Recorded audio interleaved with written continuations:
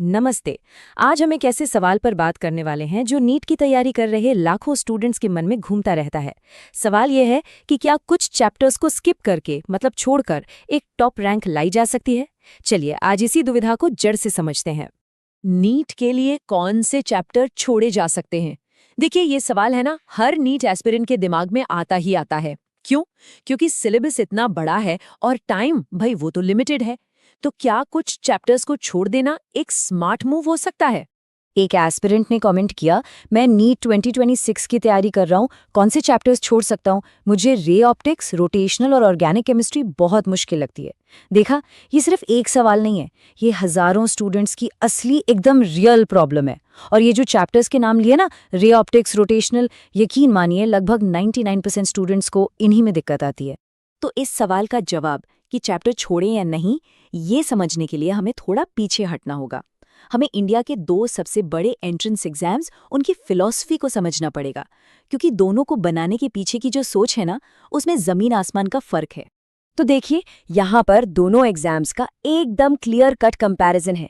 एक तरफ है जेईई एडवांस्ड, जो आपके ज्ञान की गहराई मतलब डेप्थ को टेस्ट करता है। वहाँ अगर आपने 50% सिलेबस भी एकदम महारत के साथ कर लिया ना, तो टॉप आईआईटी सीट मिल सकती है। लेकिन नीट दोस्तों बिल्कुल अलग खेल है। ये आपकी रेंज, आपकी मेमोरी और सबसे जरूरी आपकी स्पीड और एक्यूरेसी का इम्तिहान है। इसको ऐसे समझते हैं, मान लीजिए जेईई एडवांस्ड एक इंजीनियर के काम जैसा है। सोचिए, एक इंजीनियर को एक पुल बनाना है।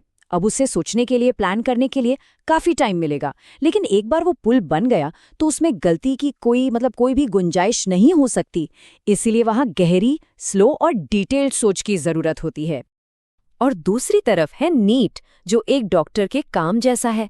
एक डॉक्टर के पास सोचने के लिए महीनों नहीं होते, उन्हें मरीज को देखते ही फटाफट और एकदम सही बीमारी पकड़नी होती है। सोचिए, किसी को हार्ट अटैक आ रहा हो और डॉक्टर उसे एसिडिटी समझ ले, ये तो जानलेवा गलती हो जाएगी, है ना? बस यहीं पर स्पीड और एक्यूरेसी ही सब कुछ बन जाती है। चलिए अब फिलॉसफी से हटकर आज की कड़वी सच्चाई पर आते हैं। ये समझना बहुत जरूरी है कि आज के टाइम में नीट का कंपटीशन, ये जो अग्नि परीक्षा है, वो किस लेवल पर पहुंच चुकी है। जरा इस नंबर पर एक नजर डालिए, 22 लाख से भी ज्यादा लोग। जब इतनी बड़ी भीड़ एक ही दौड़ में भाग रही हो, तो आप सोच सकते हैं कि एक एक नंबर, एक एक सवाल की कीमत क्या होगी। और ये देखिए, 650 नंबर 720 में से ये हाल ही का कट ऑफ है एक सरकारी मेडिकल कॉलेज की सीट के लिए। इसका मतलब क्या है? इसका सीधा सा मतलब है कि गलती करने का स्कोप अब लगभग 0 हो चुका है, बिल्कुल खत्म। तो फिर सवाल ये उठता है कि क्या ये चैप्टर छोड़ने वाली स्ट्रैटेजी कभी काम करती भी थी? और जवाब है हाँ, बिल्कुल करती थी, लेकिन वो एक अलग जमाना था। चलिए देखते हैं कि कैसे वक्त के साथ ये पूरी कहानी ही बदल गई। ये टाइमलाइन देखिए, 2011 में कुछ गिने चुने मुश्किल चैप्टर्स को छोड़कर भी टॉप रैंक लाना पॉसिबल था। लेकिन आज जब कट ऑफ आसमान छू रहे हैं, तो ये स्ट्रैटेजी अपनाने का मतलब है सीधे सीधे अपने पैर पर कुल्हाड़ी मारना। ये एक असल कहानी है। साल 2011 में इलेक्ट्रोकेमिस्ट्री और रे ऑप्टिक्स जैसे चैप्टर्स, अरे यहाँ तक कि प्लांट फिजियोलॉजी जैसे चैप्टर छोड़कर भी रैंक 78 आ गई थी, और उस जमाने में इसे एक स्मार्ट स्ट्रैटेजी माना जाता था। तो बॉटम लाइन क्या है?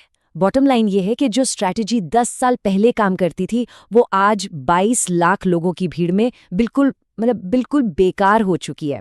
आज के नीट में एक एक चैप्टर, एनसीईआरटी की एक एक लाइन कीमती है। ठीक है, तो ये तो समझ आ गया कि चैप्टर छोड़ना अब कोई ऑप्शन नहीं है। तो फिर सही रास्ता क्या है? करना क्या है? चलिए अब उस विनिंग फॉर्मूला की बात करते हैं जो आज के नीट को क्रैक करने के लिए जरूरी है। आज की जो मॉडर्न नीट स्ट्रैटेजी है, वो इन 3 पिलर्स पर खड़ी है। पहला और सबसे जरूरी, सिलेबस को 100% पूरा करना है, कोई बहाना नहीं, कोई अपवाद नहीं। दूसरा, एनसीईआरटी की हर एक लाइन पर आपकी मास्टरी होनी चाहिए। और तीसरा, जो शायद इन सबसे ज्यादा जरूरी है, वो है मैक्सिमम रिवीजन, जितना हो सके उतना रिवीजन। और आखिर में इस एक लाइन को अपने दिमाग में बैठा लीजिए, आपका selection is directly proportional to your revision. मतलब जितना ज्यादा रिवीजन, सिलेक्शन के चांस उतने ही ज्यादा। यही आज के नीट का सबसे बड़ा सच है। तो अब सवाल ये नहीं है कि क्या छोड़ना है, असली सवाल ये है कि सब कुछ कवर करके आप कितनी बार रिवीजन करने वाले हैं।